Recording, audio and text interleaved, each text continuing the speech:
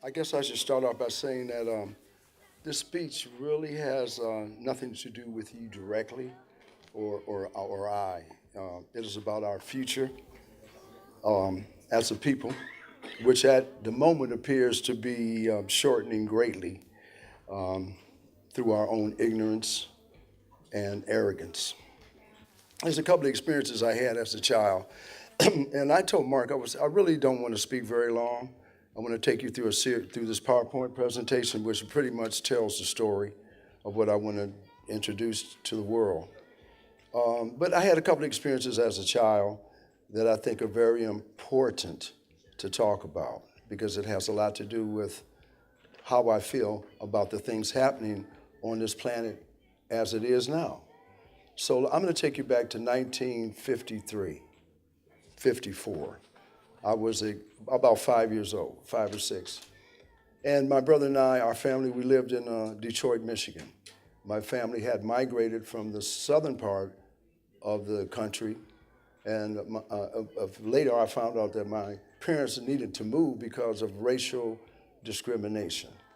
And they wanted to bring their children up in an environment that was more conducive to peace and happiness. Was the goal. But a couple of experiences I wanted to talk about kind of set the stage for me and how I view the planet and the people on it.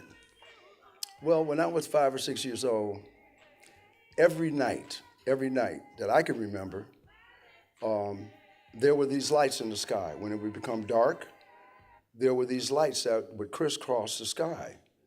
And, as a young kid, I really didn't understand or know what those lights were for. But I know at one point I asked, and I was told that those were lights to protect us against the airplanes that might be dropping the bombs. So this was maybe how many years? 6, 7, 8 years after World War II. And we're in the Cold War at this particular time. Then another event that happened, and my brother can attest to this, I thought was really frightening to me. At 12 o'clock, I think it was every Saturday, they had a Conelrad alert, they call it. And this siren would come on. And the siren was so loud that if you were inside or outside, there was no escaping the sound of the siren. And then again, I had to ask the question, what is the purpose of this? What is this? And I was told, well, this is the air raid siren that you will hear in the event of a nuclear attack. And the best thing to do would be to escape to some building that would protect you from this nuclear issue, But these were things that, as you're growing up as a kid, I know everybody here has probably some stories to tell about being a child, but I never forgot what it was like to be a child. I think that's the most important thing that I possess right now is that I'm still 5 years old in many ways. In a lot of ways, it was a happy time. In other ways, it was like the sirens and the warning about the bombs implanted something in me that I still have today.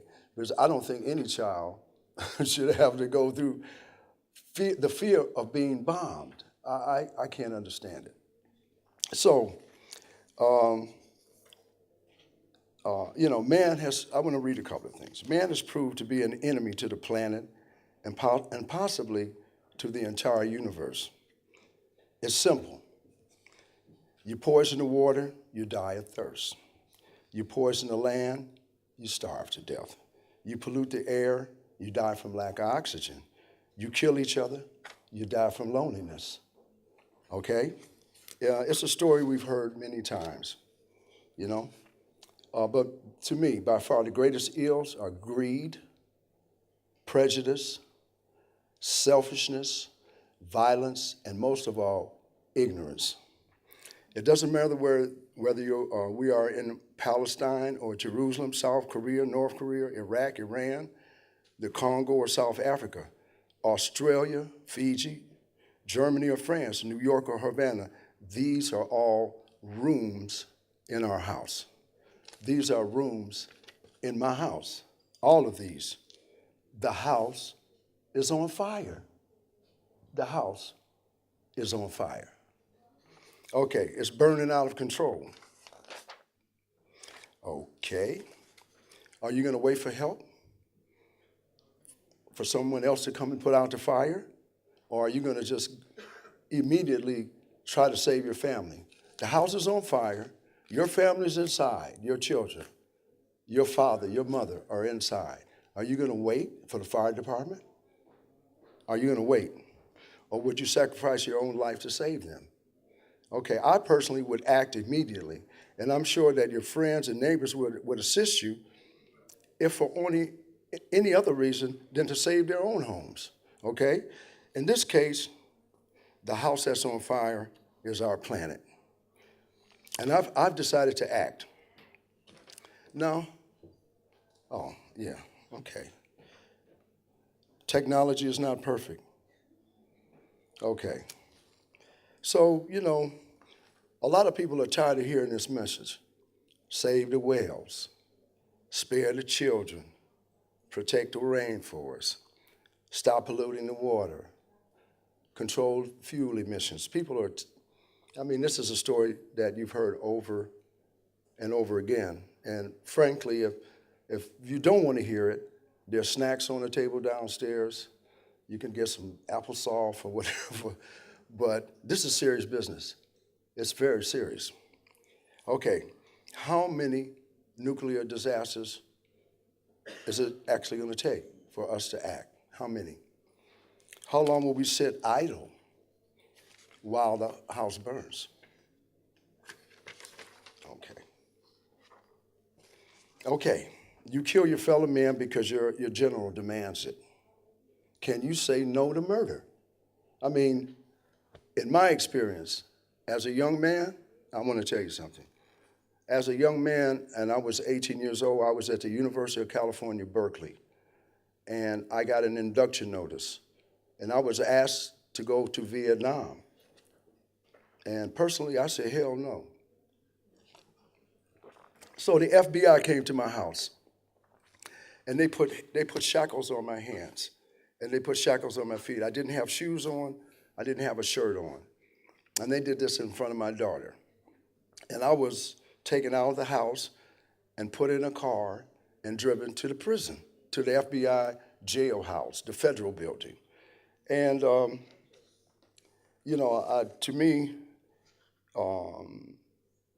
me, it was enough is enough. Who has the right? Who has the right to send young men and women to war? What in the hell is a just war? What is that? What is a just war? To be asked to go to Vietnam and kill people I had never seen before. How can you do this? What's the purpose? Where in my own country, I may get beat for walking down the street with a white woman. I had a girlfriend, well, she wasn't even my girlfriend, but a friend. She was a colleague. And I worked at a place on Woodward Avenue in Detroit called Grinnell's. It was a music store.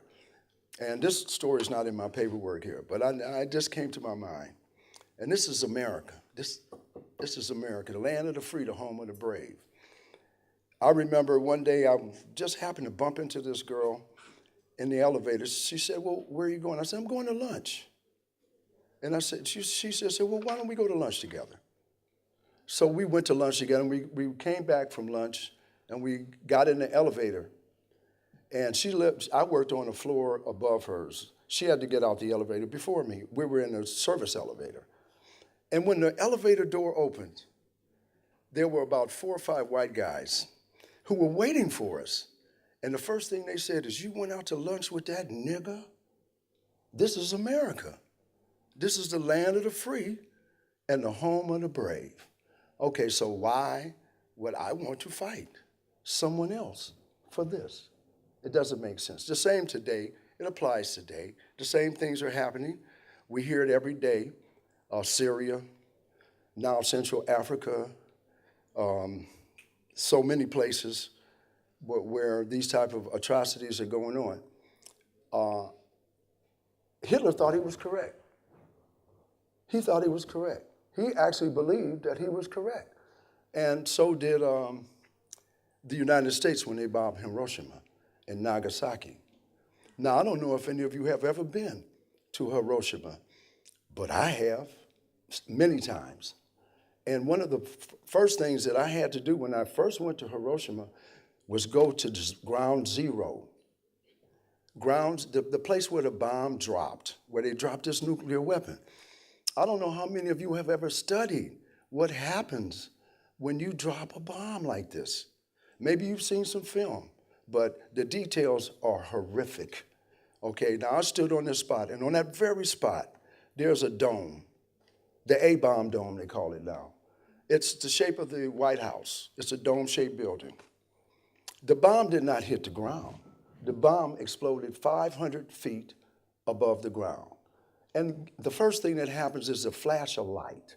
And if your eyes were open, or you were even directly enclosed and directed in that direction or looking in that direction, you were instantaneously blinded. Then there was the explosion. And the explosion went for miles. We're talking about miles of destruction. And guess what? After the explosion, guess what happens? Of equal force, there's an implosion.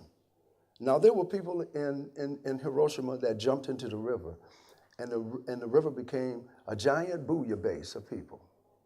And in the A-bomb Museum, if you were to see these things that have happened, if you really knew what this nuclear catastrophe is really like, there were photographs and people who were still alive, who, if were wearing a T-shirt like I have under this shirt, it was fused into their skin. And I saw a man standing there with a T-shirt he could never take off because it had done that much damage to him. They had a section of a wall that, and a guy had been painting there, but he was gone, but the shadow was still there. That's how strong the light was. That on the A-bomb dome, where the epicenter of that bomb, the shadows of the trees are still there. So this is the severity of this kind of situation. And my brother reminds me every day about what's happening with that nuclear accident in Japan, that every day we're being affected by that. Okay, so, you know, there are a lot of hotspots around the world. I want to give a warning to a few places that have some serious issues. I don't know if any of you who have been to the South Pacific and visited the place called Australia.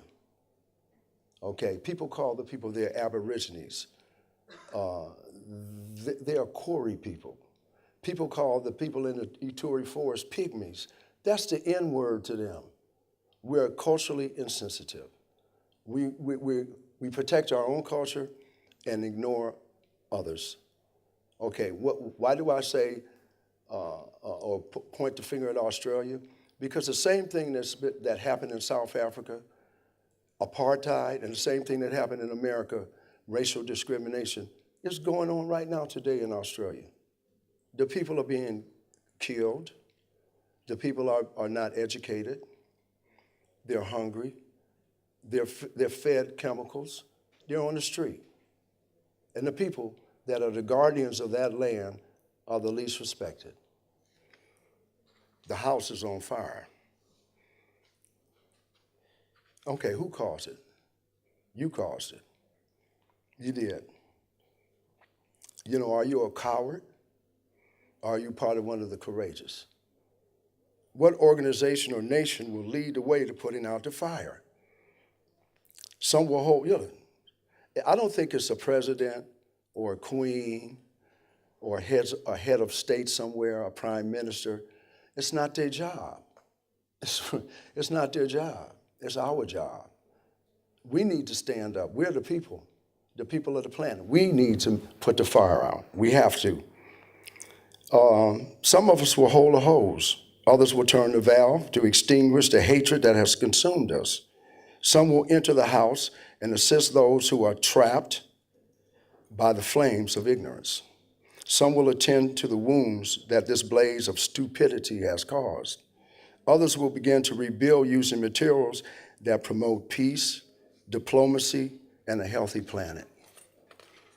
So I'm going to cut to the chase. What's my plan? I'm going to share my plan with you.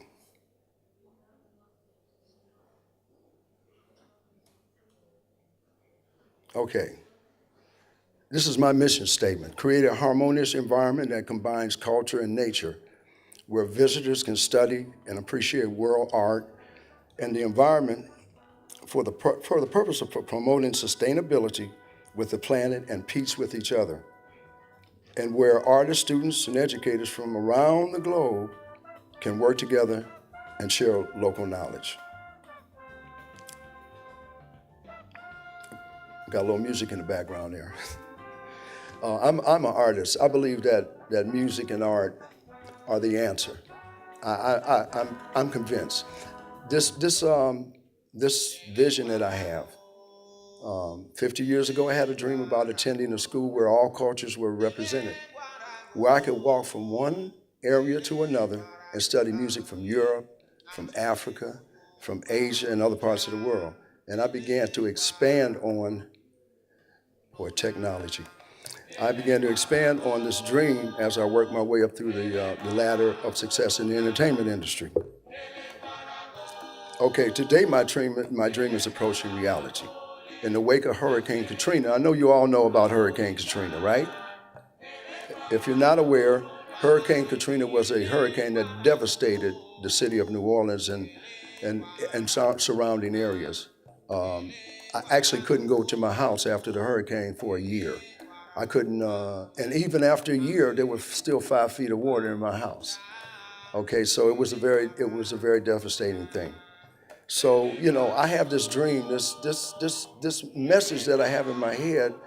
It's really not for me. It's just something that was planted there and some 40 years ago, and I have been working on it ever since. This is a great opportunity actually to come to ICD and present this to the world. Unfortunately, there aren't more delegates here as there were, yesterday and the day before, but you're the people who are here and are supposed to hear this message. And I would ask you to please share it with your colleagues and people from other countries and other areas in your own family. Okay, so we're moving right along. Okay, now my original plan was to do this, in New Orleans or somewhere around there. If I felt that it was an area that, had been devastated, had been destroyed, and the opportunity was now that I could maybe get a piece of property, 15,000 acres. That's the size of Manhattan, okay?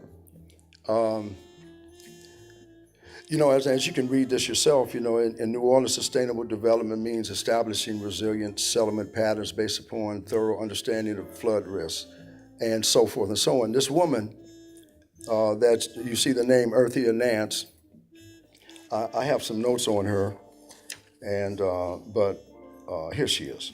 Earthia Nance, she is a manager of infrastructure and planning for the city of New Orleans. Director of Infrastructure and Planning in the Office of Recovery and Development. She's a doctor. She's a good friend of mine. She helped me put this plan together. She was instrumental and said, this is something that we need to see happen. So she's a person that has been educated and actually brought to New Orleans after the hurricane a green city. She created a green environment in New Orleans. And that's part of my dream, is that this be someplace that is safe to be.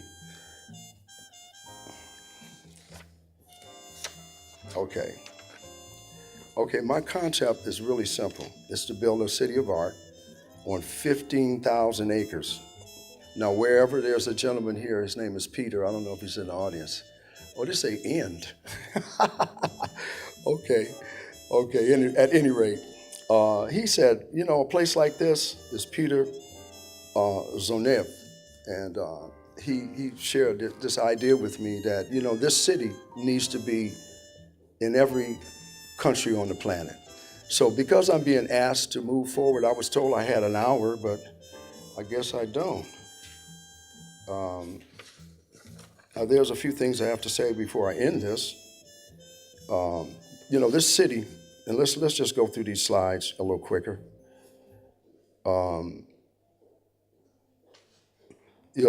Like I said, this city is 15,000 acres. Where it's going to be, I don't know. I really don't.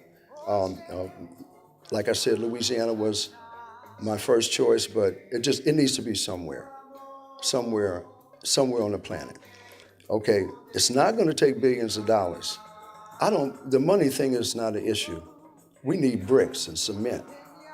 We need the materials to build this. And my idea is that every country that participates in this project participates in building his own environment there. I would go to the South Pacific, to Australia, to New Zealand. I would ask them to participate and not only giving ideas, but actually building these areas themselves. Germany, Europe, they come together and represent the continent of Europe. They put the money and resources together to make this a reality. It's up to us to make this happen. Okay. Of course, these are things that would happen in this city of art. In this city of art, and just to capsulize what I'm trying to get, my point here, is that this will be a city of education, a city of culture. This will be a sovereign state, much like the Vatican is. It should be like Mecca. It should be a place where that can't be bombed, a place that can't be controlled. It should be a safe haven for its citizens. I was asked by Peter, how are we going to be safe, or how are you going to make this happen? Is it possible? Maybe it can't be done. Can't ain't a possibility. And if we're going to survive on this planet, if we are going to live and make it maybe past the next couple of months or the next couple of years, as my brother has told me, we have to do something. The house is ablaze. It's on fire, and we need to put the fire out. Okay, so in this particular city, education would be the focus, being educated, and each culture coming together. You have to understand this. One of the main problems between Muslims, say the Palestinians and the Israelis, the Muslim is not going to the synagogue. And the Muslims aren't going to synagogue, and the Hebrews are not going to the mosque.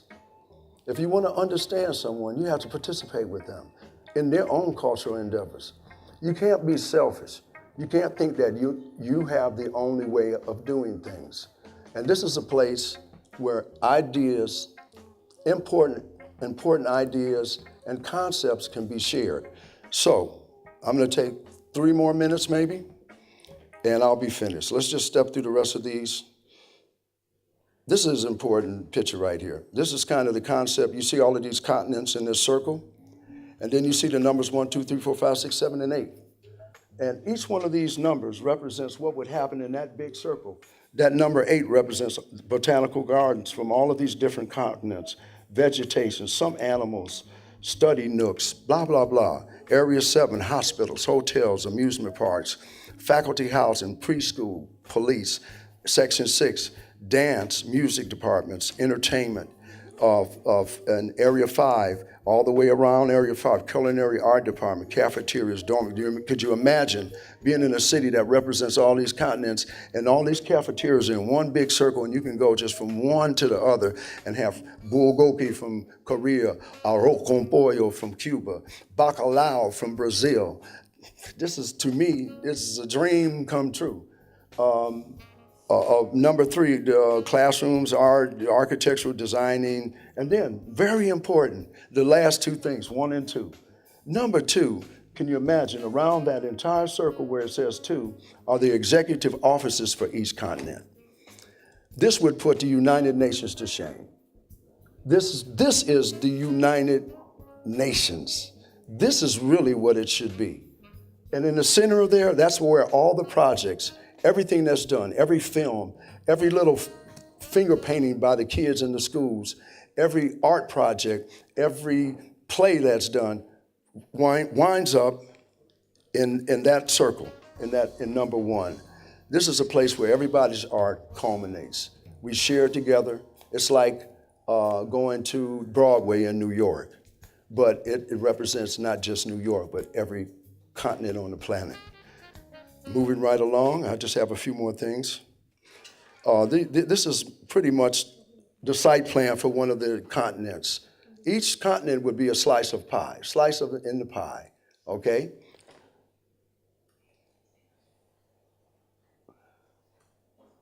Of course, this just demonstrates African culture. And as I said, around the perimeter here of the Botanical Gardens, there's also a monorail. There's everything in this city that's in any other city. You have to have transportation. And then these particular renderings were done by students from the universities in Tulane University, Loyola University in New Orleans. So ideas from every continent, from students, especially from the young children and people that are going to inherit this planet, they need to have input and tell us what they would like to have. This is another rendering by a student from Loyola. Same with this. And these are the offices I spoke about that would be in that circle for the, in performances, theaters. That's in that center. That little circle in the center of that drawing I showed you, it's called Q World, and it's named after Quincy Jones because he is the czar, if you know it or not. This happens to be a painting that was done by a neighbor of mine, and this is the Rebirth and the Soul Rebels Brass Band. Okay, so we're talking about green buildings, energy efficiency, alternative energy sources, waste reduction, reuse, recycling, transportation, clean fuels. This is a green building in New Orleans. This is what we need. Everything has to be safe for our children. Solar wind, biofuels, composting for use in, community farms or little gardens, clean fuel, hybrid vehicles, walkable and bikeable communities, restore the marshlands and the habitats of wildlife, restore the marshlands and the habitats for wildlife again. This really has a lot to do with what happened in New Orleans with Hurricane Katrina. Soil redemption and beautification. See, land can be remediated by planting things. So, there it is. That's it. An art city, a place where you can send your children and you can live yourself, where it's a safe haven for our art, for our culture, for our existence, for our survival on the planet. That's it. It's not my idea. Someone put it in my head.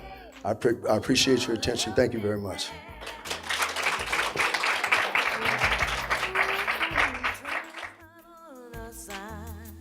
But we're on the side of time.